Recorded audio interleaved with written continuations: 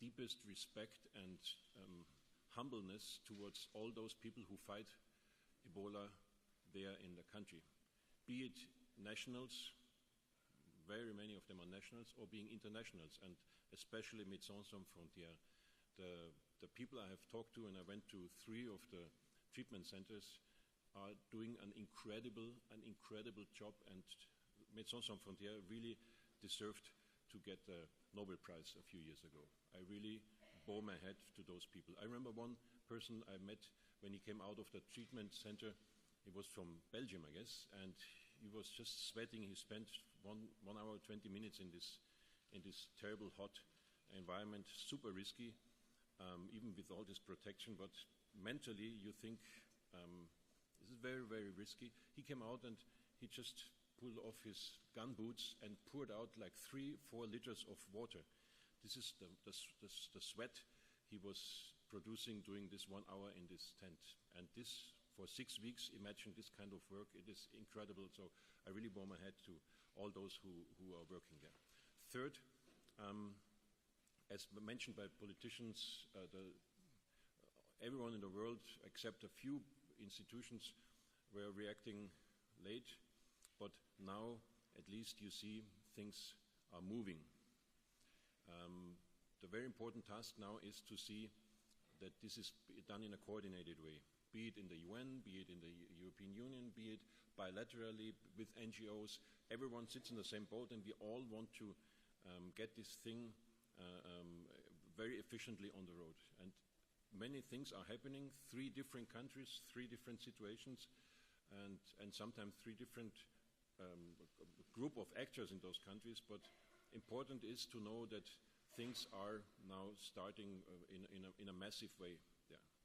A 4th point I wanted to mention is that apart from Ebola, those countries, especially Liberia and Sierra Leone, were countries where only 10 years, 15 years ago, there were civil wars with child soldiers. So the whole society as such was in a weak condition when Ebola struck.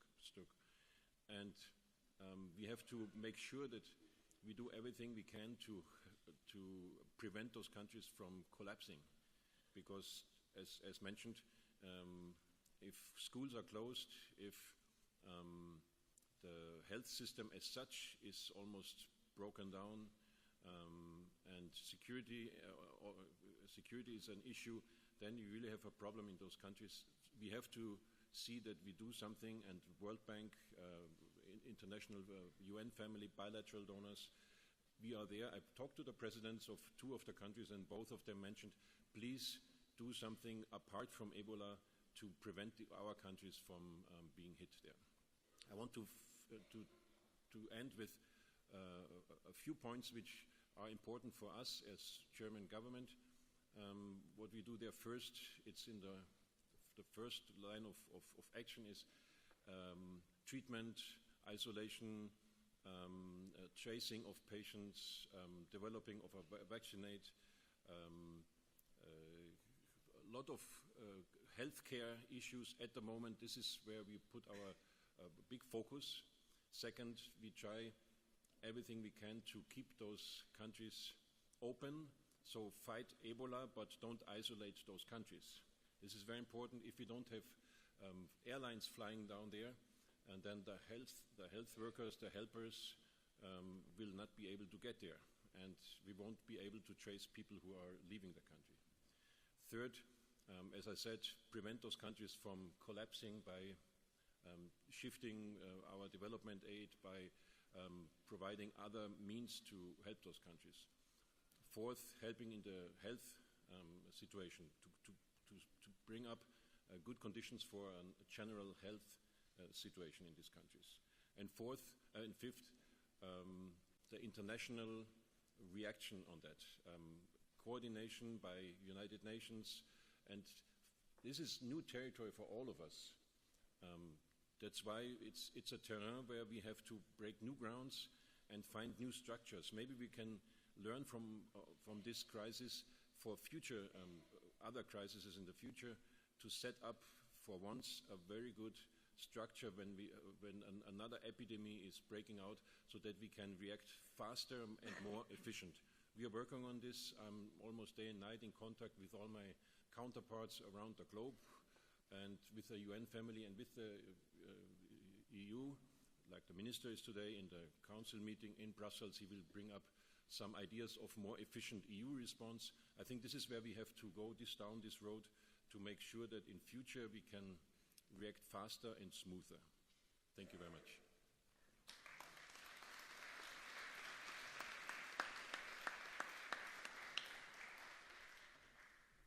Thank you, Mr. Linde.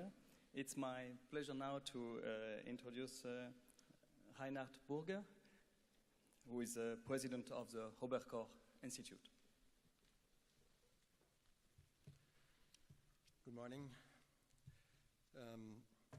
The description of Ambassador Linde reminded me of an email from Tom Frieden, the director of CDC, who wrote a couple of weeks ago, the situation is dire beyond belief. I think this gives somewhat the impression you have if you come from outside.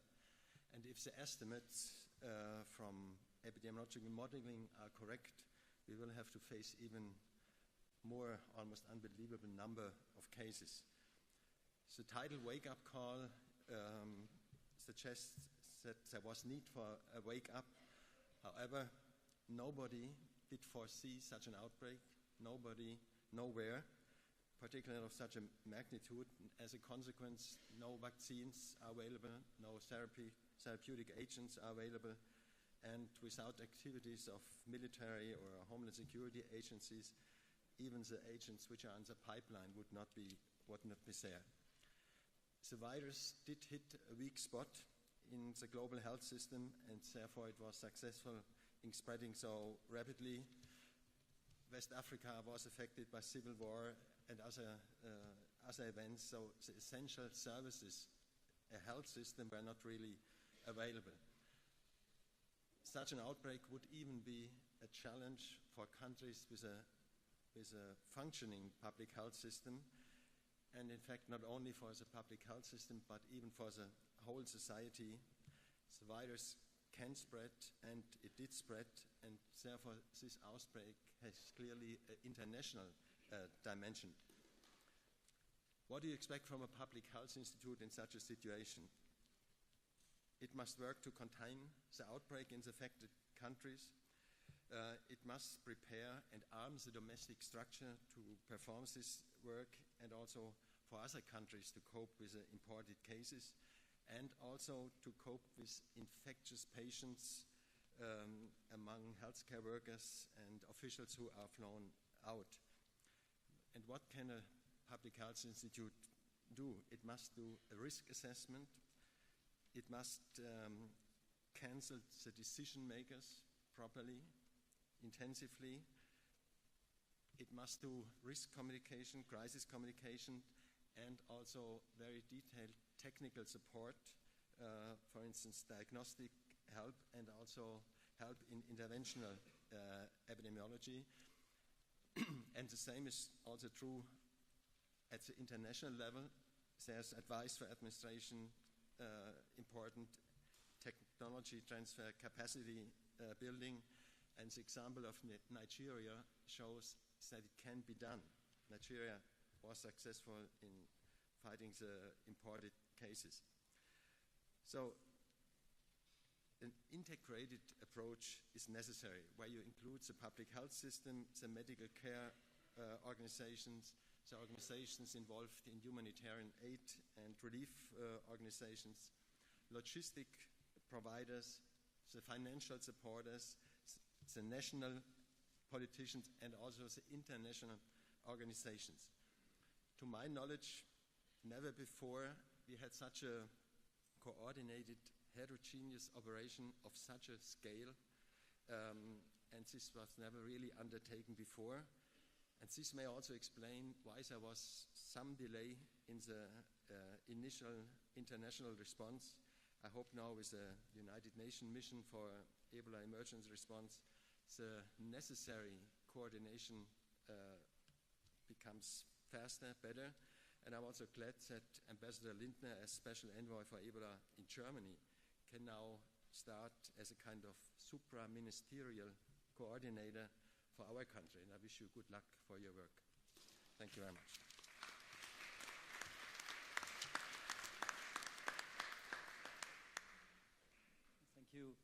Thank you, Reinhard. It's my pleasure now to introduce Annick Girardin. She is the French Minister for Development and Francophonie. Madame la Ministre.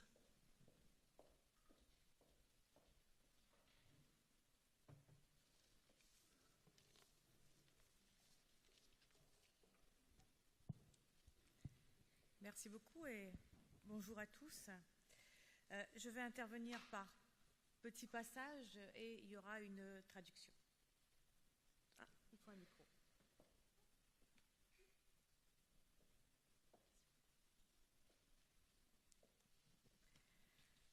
La France s'est mobilisée dès le début de l'épidémie en Guinée. Je le disais hier lors de mon intervention à l'ouverture de votre regroupement.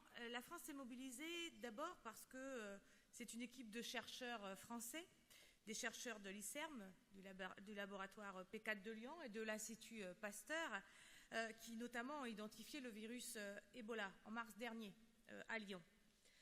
À la demande des autorités guinéennes, puisque nous avons été alertés très très vite, nous avons envoyé des experts épidémiologiques et apporté dans un premier temps de la formation aux équipes guinéennes. Il y a moins d'un mois, ou il y a tout juste un mois, je me suis rendue en Guinée et moi aussi je souhaite vous dire comment j'ai vécu ces quelques heures, cette journée et demie en Guinée, à côté effectivement des responsables politiques, mais aussi dans le centre de Médecins sans frontières. Je suis allée pour apprécier la situation sanitaire, mais aussi pour dire la solidarité de la France à la Guinée, au peuple guinéen. J'ai rencontré, vous l'avez dit, des soignants et expatriés de Médecins sans frontières qui sont devenus aujourd'hui mes héros et je vous dirai pourquoi. Good morning, everyone. As I told you yesterday, as I had the opportunity to speak during the opening ceremony, France has been mobilized since the very onset of the epidemics in Guinea. Indeed, this is a team of French researchers from the INSERM, from the P4 laboratory in Lyon, as well as researchers from the Pasteur Institute who have identified the Ebola virus in March last year in Lyon. On request of the Guinean authorities, we sent experts in epidemiology and provided, first of all, training to the Guinean staff. A month ago, I went to Guinea, and I would like to tell you also how I experienced this stay there. The aim was to assess the health situation as well as the implementation of the Guinean response plan in the field and to convey France's solidarity to the Guinean authorities and people, together with political decision makers as well as MSF workers. I met Guinean healthcare people and also expat workers, and I will tell you a few words of my impressions there. Je vous disais effectivement, et vous disiez, la chaleur, les conditions de travail, la mort autour d'eux. Mais il y a plus que ça. Il y a d'être dans un pays où la peur et la rumeur sont aussi des phénomènes qu'il nous faut absolument combattre. Pourquoi ? Parce que ces volontaires de Médecins sans frontières, pour beaucoup d'entre eux, ils ont perdu leur logement tout simplement parce qu'on avait peur de les loger. Alors c'est d'abord l'ouverture d'un centre de traitement en Guinée forestière, là où il y a eu l'épicentre de la maladie, là où je vous avoue aujourd'hui que ce n'est pas facile techniquement d'ouvrir ce centre, mais nous devrions être prêts pour une ouverture en novembre. Ce centre aura une capacité de 100 lits, mais nous ouvrirons le centre avec 50 lits opérationnels. Ce centre sera géré par la Croix-Rouge. So, first of all, we set up a treatment center in a forest area in Guinea, which was the epicenter of the epidemics. And I have to tell you that it's technically difficult to open a center here. The aim is to have a capacity of 100 beds, and we will start with 50 operational beds. In November, the center will be run by Red Cross, French Red Cross. Nous appuyons également l'ouverture d'un centre d'expertise Pasteur à Conakry, c'est le souhait du président, pour que le diagnostic des fièvres hémorragiques et la formation des biologistes guinéens puissent se faire sur place. C'était une demande forte. Nous avons également fourni et nous continuons à fournir des équipements médicaux et de protection individuelle. Il faut savoir que ces protections individuelles ne sont utilisées qu'une fois. Vous imaginez la quantité, et quand on connaît effectivement le coût, il est important là aussi de venir soutenir la Guinée comme l'ensemble des pays sur ce volet matériel, et puis également de l'expertise, des ressources humaines, du personnel soignant et non soignant pour les centres de traitement. Un médecin d'ailleurs a été détaché auprès de l'équipe de coordination nationale guinéenne. We also want to support the creation of an expert center, Pasteur Center in Conakry, and this was a wish from the Guinean president. The aim is to carry out diagnosis of hemorrhagic fevers and to train Guinean biologists on the ground. We wish to provide medical equipment as well as individual protection equipment. Those are single-use devices, so you can imagine what a great quantity of material is needed and how high the cost of them is. And therefore, it is important that we provide this kind of support. We bring in expertise as well as human resources, health staff and also non-medical staff to the treatment center. We have one general practitioner who was detached to the national coordination. Alors il est évident en Guinée que nous soutenons également le système de santé, puisque vous avez pu le dire, si cette épidémie a pris autant d'ampleur dans les 3 pays les plus touchés aujourd'hui, c'est que les systèmes de santé étaient fragiles, et c'était l'objectif hier de mon intervention également, c'était de dire qu'il était important de permettre effectivement à ces systèmes de santé de pouvoir se reconstruire et de faire en sorte effectivement que dans la résilience, ou du moins le fait qu'on puisse les structurer, ils puissent davantage demain faire face à ce type d'épidémie. Nous apportons aussi au Libéria une aide de 4 millions d'euros pour la lutte contre Ebola, et également sur la Côte d'Ivoire, là aussi pour soutenir le système de santé, parce que nous croyons, et nous l'avons effectivement dit également à New York, que les efforts à moyen et à long terme doivent se porter sur les systèmes de santé. So we also support the healthcare system in Guinea. And as I said yesterday, as you said, if the epidemic went into such dimensions, this is also partly due to the weakness of those healthcare. I therefore am convinced of the importance of helping those healthcare systems to get rebuilt and to bring structure into them. We also provide support to Liberia, up to €4 million, and we also help the Ivory Coast up to €9.2 million in order to support the country's healthcare system. And we believed, as I stated also in New York, that this is decisive in the middle as well as in the long run.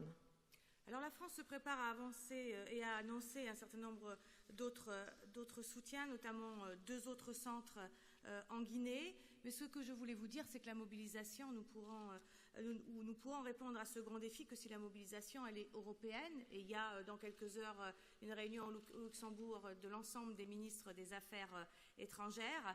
Et j'espère effectivement que cette coordination sera suffisamment forte pour que nous puissions répondre à ce véritable défi. Et je voudrais profiter effectivement également d'être ici parmi vous pour vous dire que l'ouverture de ces futurs centres, la Guinée, c'est 10 centres.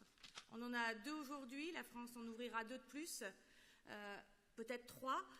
Le PAM va également se mobiliser. Je profite d'être ici pour faire un appel général et vous dire combien il est important qu'il y ait une coordination européenne, mais combien aussi l'Allemagne et la France peuvent travailler ensemble pour apporter de manière plus urgente des réponses à cette épidémie sur le terrain. Nous sommes attendus, nous en avons la responsabilité, nous en avons le devoir. And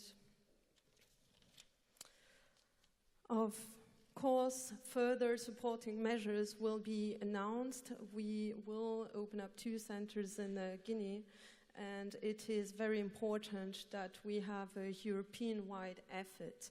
Within a few hours, a meeting of the foreign ministers will take place in Luxembourg. We plan to open 10 centers. We already have 2 of them. France will probably set up 2 or 3 more. The World Food Programme will also get involved. And I repeat this call to all of you. I am convinced of the importance of having a European coordination. We also see that France and Germany can work together in order to fight against this crisis. This is our responsibility, this is what we are expected to do, and this is our duty. Thank you very much for your attention.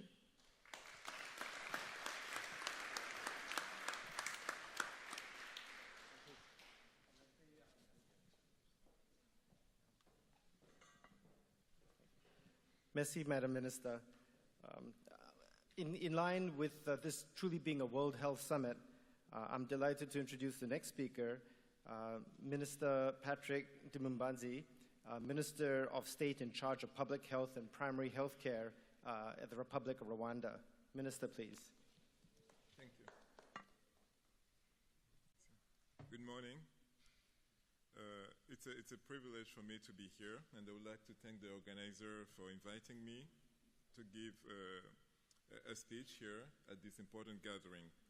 I would like to seize this opportunity to express our deepest sympathy to all the affected countries and family. A key lesson that we need to learn here is that we need to have a sense of urgency in this kind of situations, and we need to react quickly in an appropriate and coordinated manner so that we can save lives. As Professor Berger was saying, some projections are suggesting that the numbers are doubling every month. So the perspective that I'm going to have here is just to express the perspective of a country that hasn't yet any Ebola cases, but that's getting ready to face the Ebola threat in case it happens. So as I'm saying, in Rwanda, we don't have any cases yet, and we are getting ready. The preparedness plan that we have is twofold. The first is to avoid that any case gets in Rwanda, and the second is to be able to contain the disease in case we have a case. So in other words, number 1, keep the country free of Ebola. Number 2, be able to react in a timely manner if we have the first case. Number 3, if the first case is identified, be able to find all the other cases that have been in contact, be able to isolate or quarantine them. Number 4, it's to make sure that infected people receive adequate care in a safe environment. And number 5 is to be able to encourage safe burial practices so that nobody gets infected trying to bury his own. And number 6 is to be able to prevent panic in case we have cases. So our preparedness plan is articulated into 4 strategic objectives. First is to ensure an effective collaboration and logistics support for all the outbreak preparedness and management. And for that, I have to say that we take this crisis very, very seriously at the very highest level in our country. The President, His Excellency, the President of the Republic, gets updates on the Ebola situation on a very regular basis, and he's involved himself in the response.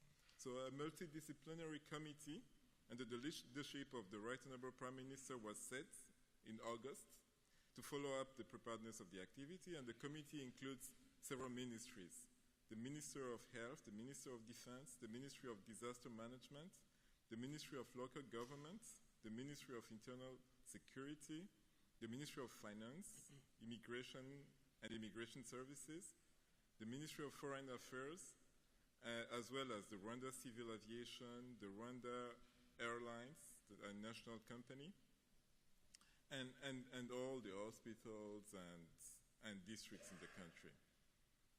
So we also set an emergency operations center under the Ministry of Health that's in charge of implementing the decisions that come out from the committee. And we also have a rapid response team that goes and evaluates any suspicion that we might identify. The second is the training. We need to train all our people. So we scaled up all the training. We've trained hotel managers, immigration officers, all the health workers in all the health facilities. We also train the community health workers. In Rwanda, we have community health workers who operate in each and every village. We also have, instead of the forms that they complete, we also have a way of asking further questions for all those who have been at risk. And people who have been in region at risk are quarantined for 21 days. Those who have been in countries with lower risks, like countries that have only one case, are only followed up through the telephone. So on a daily basis, we call the person to know how he's feeling, if he has no fever, etc. So with this type of screening at all our borders, we are able to screen around thousands of hundreds of people per week, several thousands at the airports. And with the telephone system, we were able to follow up to 500 people since August.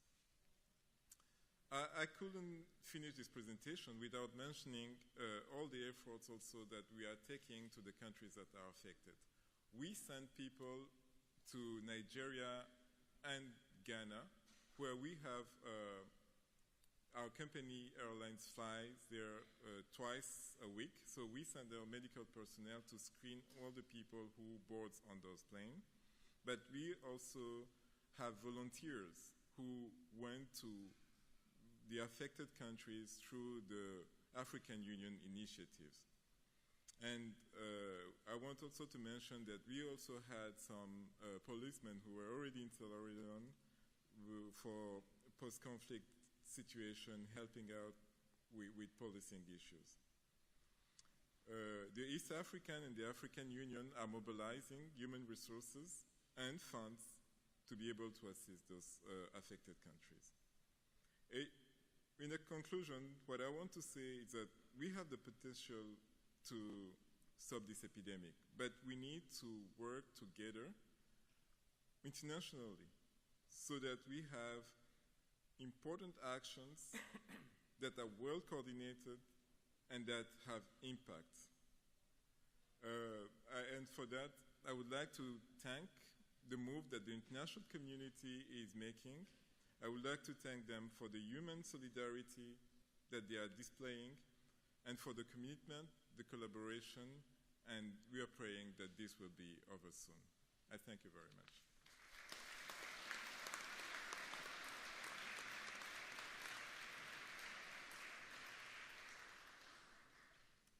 Thank you very much, Minister. As a country who lived through SARS, I can assure people that this epidemic will come to an end, but certainly the economic impact of this epidemic is substantial. I'm delighted to introduce our next speaker, Her Excellency Ethel Davis, Ambassador of the Republic of Liberia in Germany. Ambassador, please. Good morning.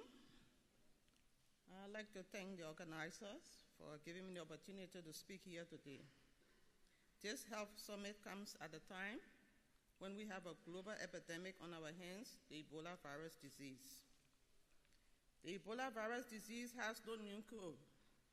It destroys the body's immune system and organs and eventually leads to death.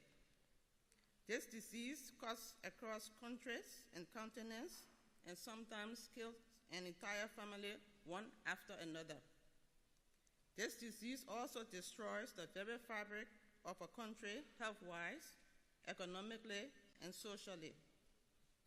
In Liberia, This disease has infected a total of 4,262 persons and has killed a total of 2,484 persons. Of this number, a total of 96 healthcare workers have died. And this is coming at a time when there's a great need for healthcare workers to help fight this disease. But we see a lot of our doctors, nurses, and healthcare givers being consumed by this disease. This disease has killed people at a faster rate than during the Civil War in Liberia. This disease has shaken the health system in Liberia.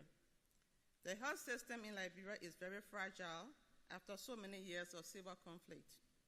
This is a system where we have about one doctor to about 75,000 persons.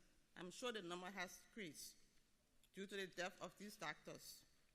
Due to this fragility, the containment of this disease is impossible and has overwhelmed the health system.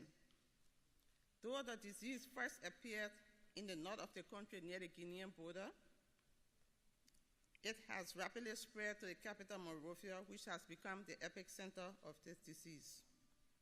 Sick people who find a way to Ebola isolation centers are sometimes turned away because there are no beds or space to accept new patients at these centers. They then return to their homes and communities, thereby infecting more people. Liberia just cannot cope on its own, as the disease has now outpaced our ability to contain it. In Liberia, the disease has spread due to a number of factors. The first being that the Ebola virus disease is new to Liberia. It started slowly, where the symptoms were confused with other known illnesses like malaria and flu, and with limited knowledge of this disease, it spread rapidly, thus infecting a large group of people. The second being that there was also an issue of denial, where a large segment of the population in the affected areas did not believe that Ebola existed. In addition, traditional and cultural practices also caused the disease to spread. Low capacity and lack of proper training and equipment to handle patients with this disease also caused it to spread. Finally, the slow response of the international community to provide assistance despite our many calls for such. Assistance is now coming in, but it is not enough. Presently in Liberia, we have 3 main Ebola isolation units in the capital and our hospitals in different parts of the country. Isolation tents have been erected by a German NGO and the United States Army. We also expect additional isolation tents to be erected by the German government shortly, and there is an estimate of about 560 U.S. military personnel on the ground, and we are expecting additional personnel from Germany. At present, there is need for more isolation units where Ebola patients can receive proper medical attention in a clean environment. To protect our healthcare workers from becoming infected, we need more personal protective equipment. We also need more rehydration solution and medicine to treat the symptoms of the disease. And sadly, we need more body bags for people who have died of this disease. The World Health Organization has projected that there will be between 5,000 to 10,000 new cases per week in December. We should endeavor to work together to ensure that the WHO projection does not become a reality. We can do it, we must do it, just as the world did with the smallpox disease. I'd like to speak a few minutes on the economic impact of this disease on the country.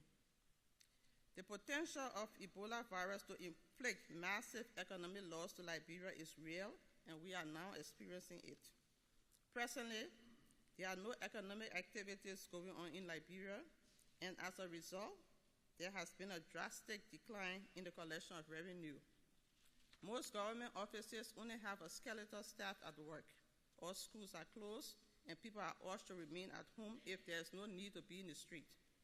Most international and regional companies have closed down, and the owners have all left the country, thereby leading to a loss of jobs and income for a number of citizens who work in the private sector.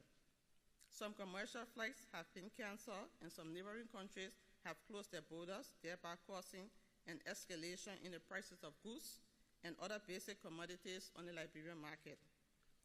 In the public sector, about 85% of the employees have been placed on paid compulsory leave and requested to stay at home in order to curb the rate of infection in the workplace, which means that though there is no productivity from these people, yet the government is obliged to pay them salaries, creating further strain on the meager resources of the government. With regard to the health budget in Liberia, it has been stretched to the point of breaking.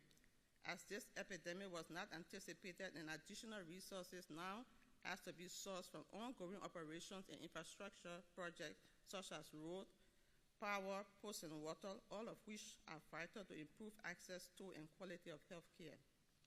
The economy has declined, resulting in a 3.4 downward slide of a high of 5.9 to a low of 2.5 this year, 2014. Some experts are predicting that if the virus is not contained, it will cause a 12% decline in the economy in 2015. According to a World Bank report, the loss of GDP in Liberia due to the Ebola virus in dollar value is $66 million in its short term. The economic gains made by the country have all been reversed, and we now need assistance to revive the economy. At present, the government of Liberia desperately needs budgetary support. In addition, there is also a downward trend in the agricultural sector as people are not going to farms anymore due to fear and/or illness, which will eventually cause a rise in prices of local agricultural commodities. I therefore foresee that there will also be a need to seek food assistance in the future for the people of Liberia. This disease is a threat economically not only to the infected countries, but also to the trading partners of these infected countries and the world, as we are now seeing a decline in tourism sector across Africa and other parts of the world. It could also affect agricultural exports of countries in Africa as fears of getting infected increase worldwide. I'd like to also speak about the social impact of this disease in Liberia. When dealing with this Ebola virus, we Liberians have learned that we cannot display emotions. When our loved ones become ill, for to do so will also endanger your own health. In Liberia, this outbreak has changed a whole way of life for the Liberian people. This is a country where family members most often take care of their sick relatives. With this outbreak, we have seen that most people who have become infected were caregivers of relatives and loved ones who had contracted the disease. This has now made family members afraid to provide care or comfort for the sick and dying, and some people who are refused care at home and who try to find a way to the nearest isolation center sometimes fall and die in the street before getting to those units. People do not visit or receive visitors for fear of contracting the disease. We have also seen that the simplest act of kindness or love, like touching your husband, your wife, your child, while that person is sick, have proven deadliest to the health of the family members. The people are in a state of fear and panic. This disease has also left a new problem in its wake. The growing number of orphans is left in its wake. Children whose both parents have succumbed to the disease are left alone, and the government now has the responsibility to ensure that these children are provided for. This disease is an antisocial disease and is keeping families apart, bringing death, grief, and heartbreak in its path. This disease has made life abnormal for the Liberian people. The issue of stigma of survivors has also been a challenge, as it is difficult for individuals to get integrated into the society due to the stigma associated with this virus. The Ministry of Health and Social Welfare of Liberia is giving psychosocial support to survivors in order for them to resume normal life in their respective communities instead of isolating themselves. Finally, I would like to end with a quote from the World Bank President, Mr. Kim. Beginning of quote. We are at a dangerous moment in these three West African countries, all being fragile states that have had strong economic growth in recent years after decades of war and poor governance.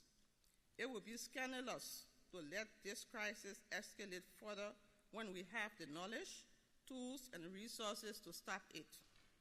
Thousands of lives have been lost, and the future of the region and the hard-won economic and health gains for millions hang in the balance, end of quote. This is no longer a West Africa problem. It is now a global problem. The world needs to act now and avoid the spread of Ebola to other countries and regions, because the best way to help people in countries which are not infected is to help people in the infected countries. We should not think that these infected countries are so far away and therefore we are safe from this disease. No, the countries are not far away, as Ebola is just an airplane or bus ride away. I thank you.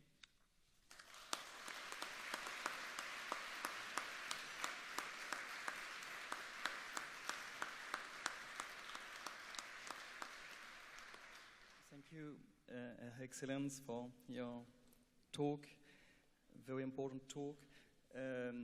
As you know, in any plenary session, it's difficult to organize interaction and participation of the audience, so we decided to propose you to use Twitter and to tweet on hashtag WHS14 if you have any questions, and all the speakers will try to do their best to interact and to answer.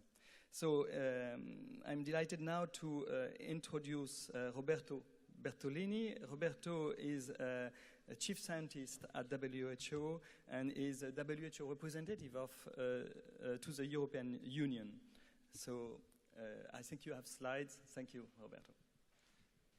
Thank you. Good morning, everybody. Sorry for my voice. I just came from a laryngitis. So, what I'm going to do today, after these very important speeches before me, try to give you some information on the WHO activities and also what are our analysis of the situation and what are the main components of the WHO roadmap.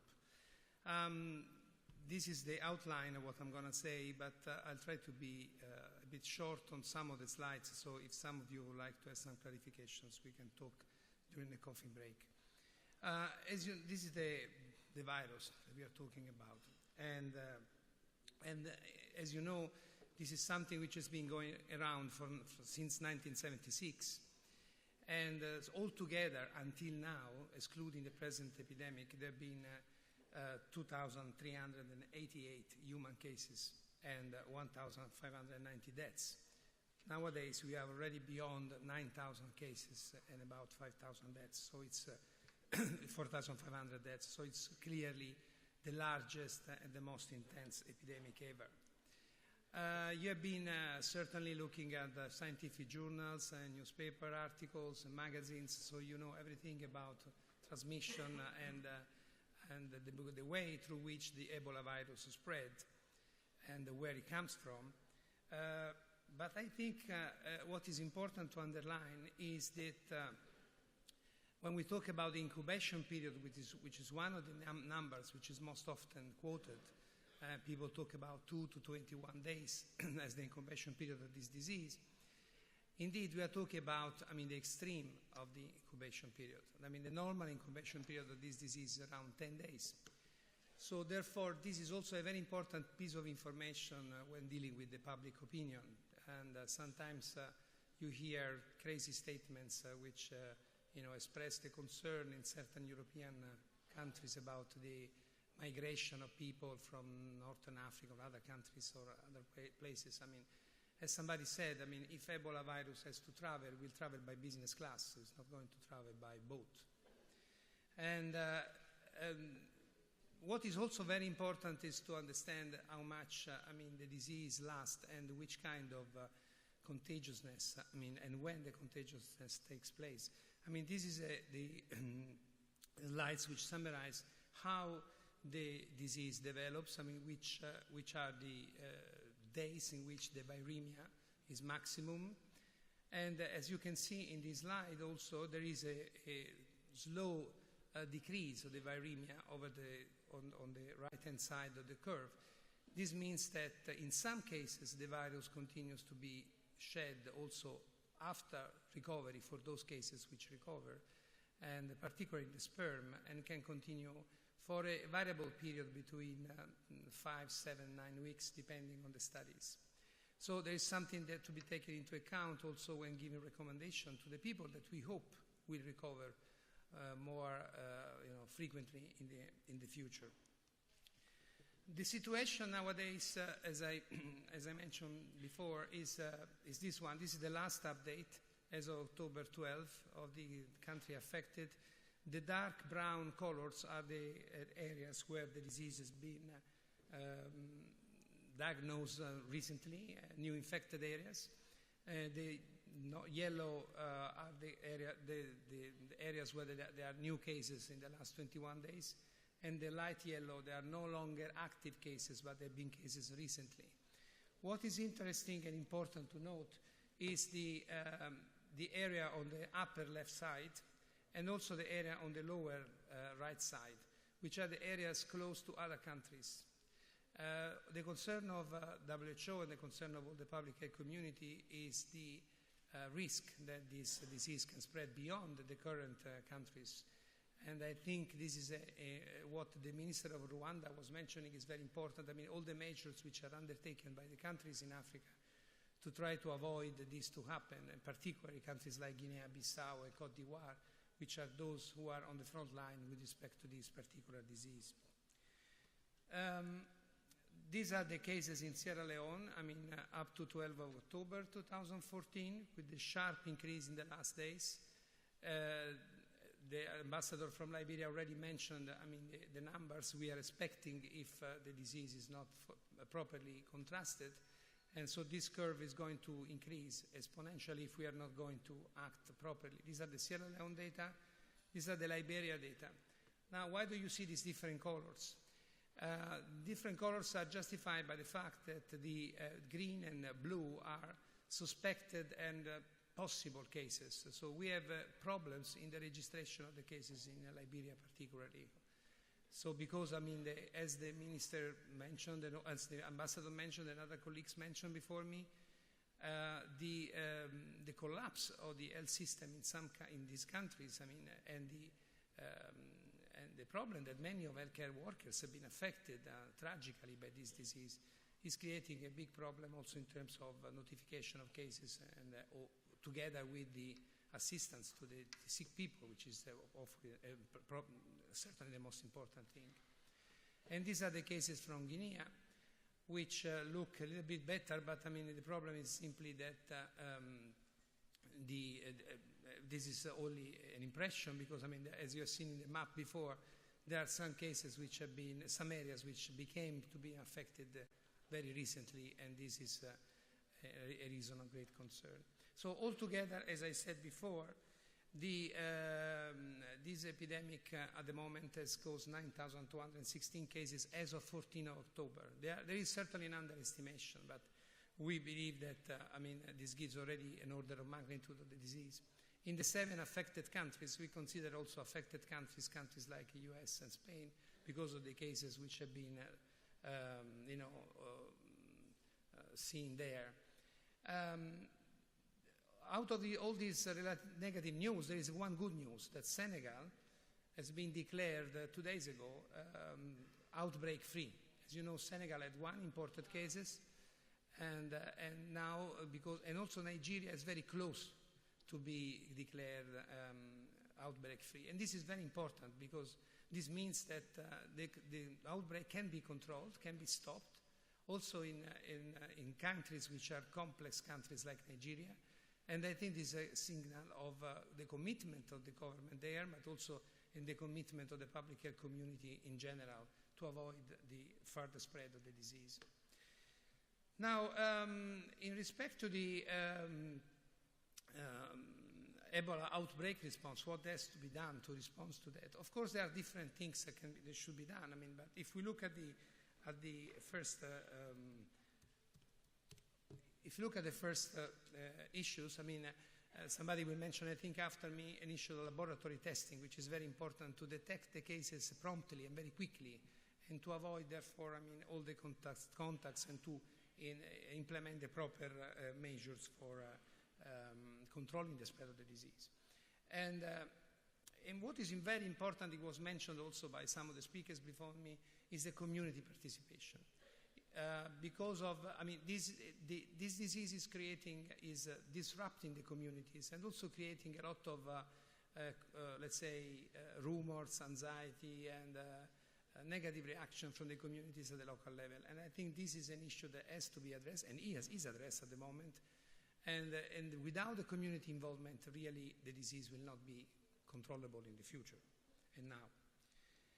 And indeed, the strategy for controlling Ebola outbreak is not only a public health strategy. And the ambassador mentioned the major disruption of the economy, of the social situation in the country. And in this light, I mean, I tried to summarize, I mean, what are the different components of the control Ebola outbreak response, which imply not only the clinical case management, epidemiological investigations, the logistics, but also behavioral and social intervention, psychosocial support, and a tremendous important role of the media. I see many media here in this room today, and I think their role is particularly important to give to the public proper information, reliable data, good advice, avoid either panic, and on the other hand also unnecessary speculations on the disease, and also accuracy in the information provided with respect to therapies, vaccines, and pharmaceuticals, and things like that. So I think all the players have to play a very important role here. Now, as you know, WHO has released some weeks ago an Ebola response roadmap, which has been put to the attention of the public health and the overall community, global community in the world, which aims to stop transmission globally within 6 to 9 months, and at the same time addressing also the other component. Now, the roadmap has 3 pillars, I would say. I mean, actually, it's a global roadmap, so it looks at the situation in all the 3 areas, different typologies, I would say, of countries. Number 1, the countries which are affected primarily, then the countries with the initial cases of localized transmission, and also all the other countries, particularly those who share local land borders. And for all of these countries, we have identified key milestones to try to reverse the trends, to stop transmission, to stop diffusion and spread of the disease. Following this Ebola roadmap, there's been another major, deliberation, the implementation of the UN mission for Ebola emergency response. It's a very important undertaking, and it's a very important development. This is the second time that the United Nations takes a position, so strong position, a public health issue, but particularly is the first time that a mission is established on these things. And this the purpose is to coordinate all the intervention of the different agencies. Now, I've been asked to cut the intervention quickly, so I will just go to one thing here. Okay, the next developments, medicines and vaccines. There are good developments here, but we need time, so it's not possible to think that these instruments will actually be able to change the situation nowadays without the proper public health measures. There are different things. I mean, you have seen certainly the ZMAP discussion, which is a cocktail of monoclonal antibodies. There's been convalescent plasma discussed. There are also vaccines which are on the pipeline. And one of these vaccines, 800, if I remember correctly, vials of the Canadian vaccine has been dispatched to WHO yesterday, and they will be used for an experimental trial in the affected areas. And, you know, just to finish up very quickly, the minister, the ambassador and others mentioned before the needs of the at the local level. We need to establish proper Ebola treatment centers in enough numbers to address the increasing number of cases. And you can see in this slide what is the deficit at the moment. There is a major undertaking from the international community, but we are still not there. I mean, these are the data as of 13th of October. We have a 26% number of beds with respect to what is needed, and the situation is better in Guinea, but the other countries are not in a good shape. And also that there are 1,000 international and 20,000 national staff needed to carry out a proper intervention. The international community is working on that, but is now, as you know, there are a number of concerns. One of them is the medical evacuation, the fact that people, international staff going to support the intervention of the country need to be reassured that in case he or she contracts the disease, is properly treated in a quick and fast and adequate way. And this is an issue which is being addressed, actually properly addressed also at the level of the European community. But it's one important aspect. Finally, let me tell you one very final slide about risk assessment for the European region of WHO and in general for Europe. There are sporadic importation of Ebola cases that is still possible. There might be new cases coming in the future. Local transmission is very limited and probably limited to healthcare workers only and can be properly controlled. So the possibility of an Ebola virus outbreak in Europe is extremely unlikely, and because of the proper health systems in place, it's possible to be contained in a quick and efficient way. Thank you very much.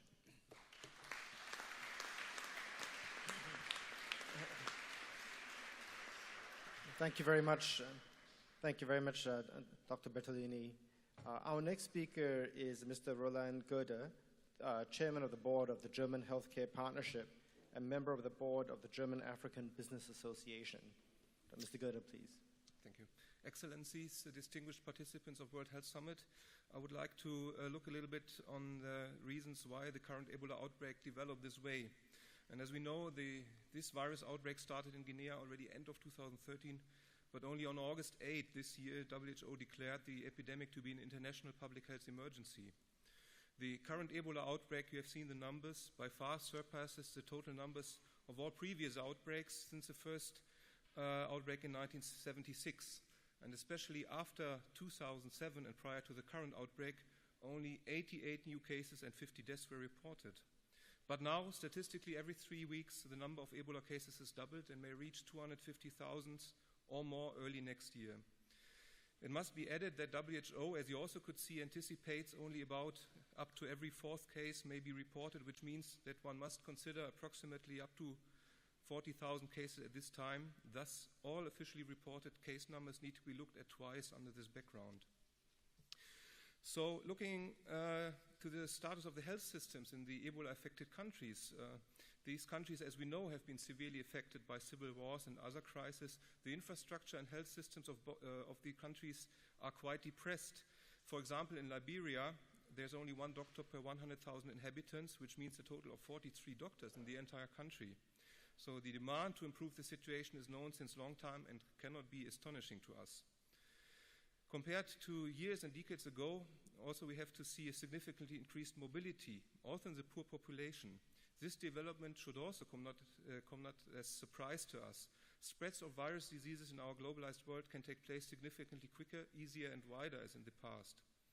So let me please look a little bit on the role of diagnostics in the fight against Ebola, because it's oftenly talked about vaccines, but diagnostics are crucial.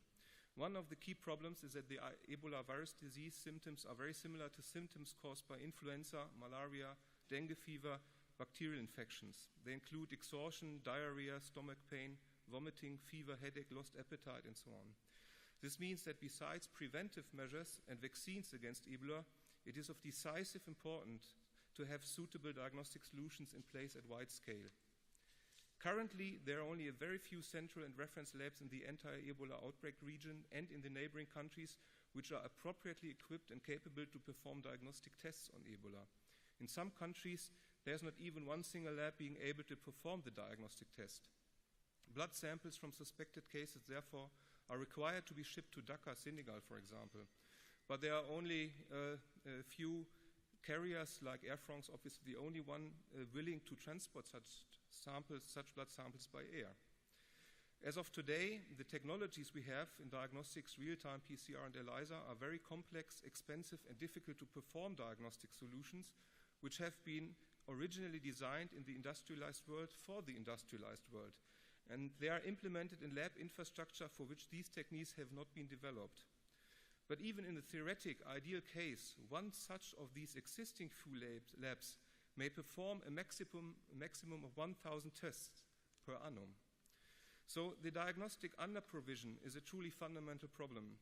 As also confirmed by the embassy from Liberia and Sierra Leone, suspected cases are often pooled because they cannot be all isolated due to severely missing capacities in infrastructure.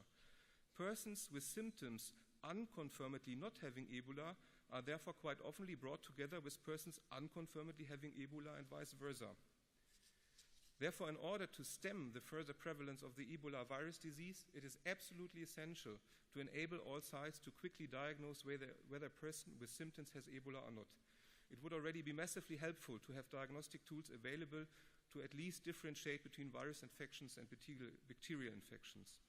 And we have to see Ebola happens not only in large cities, but also in remote and rural areas. Hence, point-of-care diagnostics are urgently required. So the international community obviously failed in their role and responsibility when it comes to organizing and securing the required improvements of health systems in developing countries. International organizations and experts, all of us have strongly underestimated the outbreak for too long time. Regionally very restricted and much more easily manageable outbreaks in the past and shrinking numbers of cases and deaths in outbreaks of previous years apparently have allayed us in our alertness on the true risk potential caused by the Ebola virus disease. So some questions. Can it be simply claimed that the disease within the past 6 years prior to the current outbreak showed a total of 88 Ebola cases with 50 deaths should have been a sufficient solitary trigger to stimulate the development of vaccines and innovative diagnostic assays by the healthcare industry? Is it justified to argue that solely the governments of the affected countries have failed in building up their health systems? And could the governments of the industrialized countries have achieved completely on their own to implement required solutions for the improvement of the health systems in developing countries? So, of course, the answer is no. The answer is that the international community so far failed because of a lack in the required extent of true cooperation started early enough, stabilized, and continuously being further developed. In this context, it is urgently required to focus on holistic and systemic approaches rather than on partial solutions. Solutions and aid provided must come in complete packages: infrastructure, education and training, supply chain and logistics, prevention, lab equipment for screening and diagnostics, vaccines, operational support, and so on. Thus, new innovative international partnership models are required, bringing together all relevant stakeholders, not as a one-shot approach, but as continuous effort. One example in this context is the Action Group on Ebola, stimulated and established by the German Healthcare Partnership and the German African Business Association, Afrika Verein, with support of the Federal Foreign Ministry, as well as with partnering and neighboring associations. The first meeting was realized on September 30 with ambassadors from West Africa, with representatives from German government, from NGOs, from private sector, including enterprises, associations, initiatives, and networks, and involving scientists and researchers. The first two targets of this action group are to significantly enhance the overview on activities and offers from German actors capable to make critical contributions to the fight against the Ebola virus disease and its further dissemination, and to stimulate donations of urgently required material goods. Within a very few days only, German enterprises from healthcare industry, as also reported yesterday in the speech of Federal Foreign Minister Dr. Steinmeier, committed to donate goods for prevention, disinfection, diagnostic at a value of several million US dollars. The second and third wave of these calls for donations still are ongoing. Another target is to stimulate and foster cooperation and partnerships among stakeholders. Already in this early stage, since establishment of the Action Group on Ebola, it can be seen that different actors can offer complementary assets and solutions which now need to be optimally combined in order to generate systemic answers in the fight against the Ebola virus disease. Finally, this new intensive cooperation model established and its mechanisms, processes, and results are intended to be employed or transferred to tackle also other diseases and generally to improve health systems in developing countries. The economic disaster coming along with the current Ebola outbreak for the affected regions, according to World Bank, in this year will be at a total range of about $7.4 billion US, and if not under control, soon reaching a total of above $30 billion US in 2015. This clearly underlines that there isn't any alternative in strengthening the health systems. The example of Ebola again evidences, this time to a very dramatic extent, that scaling up of health systems, especially in developing countries, will be a major, if not the key task for the 21st century. Healthcare, besides access to safe drinking water and education, must be regarded as obligatory fundament for achieving sustainable and flourishing socio-economic upswings. Finally, nothing can show a better return on investment than investing into strengthening health system.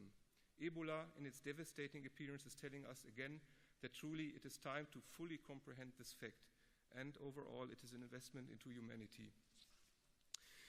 But it is also our task and responsibility to jointly spend all possible efforts to correct the image on our neighboring continent Africa, currently evolving due to the Ebola crisis. Ebola is not Africa, and Africa is not Ebola. We must not allow that what has been built over the past years in terms of economic development and lively successful cooperations will be to a vast extent paralyzed by the Ebola disease and its dramatization generalized toward the entire continent. Africa still is a continent of opportunities, and it would be fatal if Ebola would overspread all positive aspects achieved so far and foreseen for the future. Kindly allow me to conclude this brief statement by citing a report from Deputy Managing Director and Senior Consultant of Health Focus operating a clinic in Conakry. Please know that we speak about, in this case, a clinic in the capital of one of the affected countries, not the rural or remote areas where the situation can only be expected to be even more dramatic and helpless. So the clinic is confronted on a daily basis with suspected cases and infected persons. Latex gloves are sold at $18 instead of usually $3, but having a bad quality. The clinic staff refuses to work with protective materials due to the bad quality, especially after staff members got infected from surgeries which had to be performed without safety glasses due to lack of protective materials. There are no means of suitable ambulance services existing. The import of goods is getting increasingly difficult. Education and training almost is completely missing. Blood sample transportation is almost impossible because no one is willing to perform the specimen logistics. The clinic, in this case, absolutely does not know what to do with suspected cases. And persons with other treatable diseases are dying simply because hospitals and clinics have stopped to accept them. Within 7 months since the first confirmed case in the Health Focus Clinic in Conakry, nothing has happened in terms of support, despite calls towards different ministries in Europe. No international aid, no supplies of supportive material goods are visible. So this shows that we need to reinforce, under all circumstances, this wake-up call must not fail. Thank you.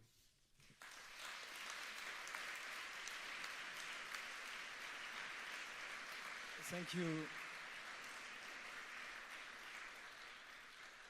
Thank you, Mr. Goede.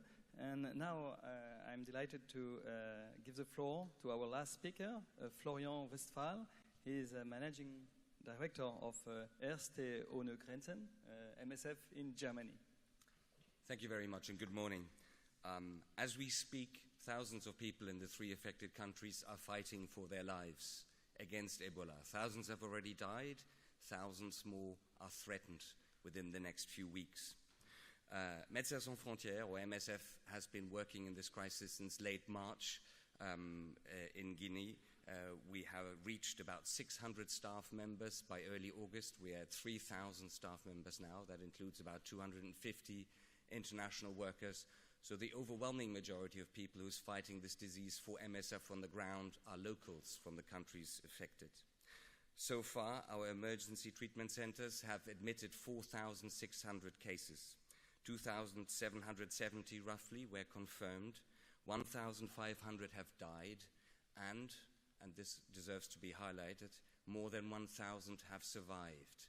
And the number of the survivors is not only a tribute to the resilience of the people of Liberia, Sierra Leone, and Guinea, it is also testimony to the fact that we mustn't just focus on preventing the further spread of the epidemic, but we have to help the people who are fighting this epidemic right now to survive, because it is possible. MSF has also been distributing home protection kits in Monrovia. We envisage to provide these to up to 75,000 households in the city. The hope is that they will at least enable families to, at least for a few hours, protect themselves if they have an infected relative, to allow for that relative's transfer to a treatment facility. We've also supported other organizations through training, both in Brussels and on the ground, and we are increasingly, where possible, integrating staff from other organizations to work in our treatment centers so they can get the experience they need to run their own treatment facilities. So far, MSF staff have suffered 22 infections, including 2 international staff members. We've investigated each one of those carefully. 18 were contracted outside the work environment. There have been, tragically, 12 deaths amongst national staff.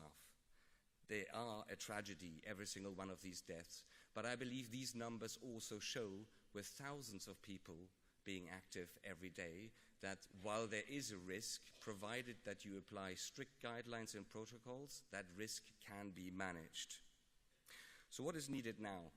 Well, obviously, recently we've been encouraged by a number of positive announcements of all the things that will be done. A number of things have indeed started on the ground, but for the time being, this international effort falls far short of what is needed, and I think we've seen that in a number of the presentations here this morning. In many countries around the world, the focus is still on trying to recruit the staff that is needed, on trying to train and prepare them. But indeed, the international staff that is needed to be deployed, especially in the treatment of Ebola patients on the ground, has still mainly not arrived. We don't just need medical experts, doctors, nurses, etc., but we also need logisticians, we need water and sanitation specialists, and we need them to be trained, and we need them to be prepared and equipped for what is expecting them. The further weaknesses that we observe on the ground refer to the ambulance and the referral system. The simple fact that even if somebody has contracted the disease, it is in many cases extremely complex for them to reach treatment. In Sierra Leone, for example, the majority of the cases is now occurring in the greater Freetown area and in other provinces which are more towards the west and the center of the country.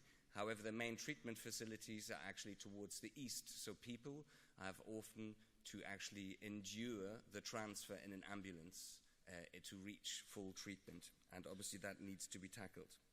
We also need to make sure that the response doesn't just focus on the identified flashpoints, Monrovia, for example, but that it remains flexible, that the needs are addressed where they arise, that treatment is made available where it is most needed, and that hence we really retain that ability to adapt our response at all times. The need for strong coordination has already been mentioned. That for us appears to be very clear. One of the most disastrous things that could happen is that if there's an overlap in the response in some areas while other areas are totally neglected. And this is obviously something of concern to us right now, we do need a strong, coordinated, European-wide response to the challenge of evacuating infected staff members for treatment. Until now, we have been able to do this with our 2 infected staff members. The first time it took 48 hours, the second time it took 40 hours, so that's a certain improvement. But what we need is a European-wide system that makes it possible to call one single number, to have one single entry point, and to have a unified and united response to this challenge, so that we can ensure not just that further MSF international staff, but that other international staff to be deployed can be evacuated if need be. So how do we feel about what we're seeing right now? I won't hide from you that as MSF, there's an immense sense of frustration about how the international community has failed to live up to the challenge presented by this epidemic, and that is despite the positive indications we've seen over recent week. The international community has been woefully unprepared, and for far too long it has been unwilling to listen to the very clear warning signs that we gave, we as MSF, but also others gave, and which led to the fact that the WHO declaration of the emergency in early August was important, but came far too late. We obviously need to make sure that in future the systems exist, the level of preparation and awareness exists that allows the international community to do better. Because I think at the end of the day we would all agree that leaving the bulk of such a response to such an epidemic, and currently we are treating probably still about 60% of all patients who are in Ebola treatment centers. Leaving that response to one single NGO is a very risky strategy in case we encounter further outbreaks of this nature. So this discussion needs to start and the reflection needs to start, but it's not the priority right now. The priority right now is to control this outbreak on the ground. It is to treat Ebola patients, to provide the personnel and the structures that can do that, to provide the laboratory capacity needed and the logistics capacity needed.